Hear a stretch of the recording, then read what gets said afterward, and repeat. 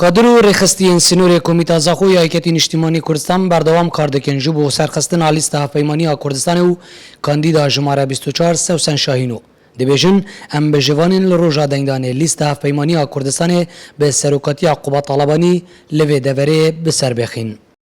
ما وقتی کاتین اجتماعی کردستان همی حاضریت خواهی کردن لیست نوری زاخو سیمله بوی چند کو ام آماده نه بروجا هل بجارتنا کو دهیده ما بالپشتیا کاندیدا خود کن سوسن خانه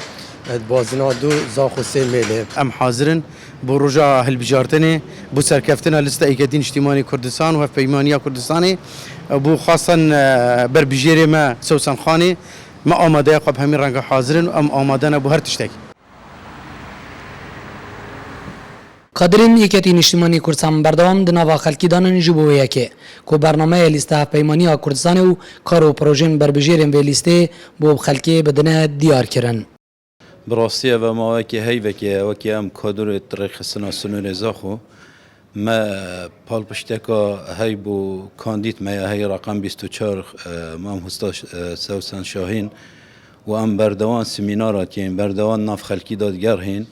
ما استعدادک باشا کری و ما سردانا بزاوا گورانجی کا کری اوانجی هر وسا استعداد خود دیار کری کو پشتوان بم بو کاندیدامه ولی بر هفیا من پی خوشحالین راستی اف کاندیدا ما کاندیدا کزیرک یا پیشکتی اومد ما هاری که پشتوانی های گله کاری و یک میدیا و که دی کم سمینار و کور تهیدی مریت کرین و سردان مریت کرین و ما عمله های انشالله دفسر کوید. زاخو ایجوان باجرای کو دمی هل بجارتن اندا ایکتی اجتماعی کردستان دنگین هری باش به دست قوت اینو جبو وجاریجی د کویت د بازنه دو زاخو سیملا جبو هل بجارتن پارلمان عراق کو افجاره کادر ولنگیرین لیست پیمانی به جوانم بر بجرا شماره 24 سوسن شاهینه در بازی نوا پارلمان عراق بکن زیروانگولی با دینان زاخو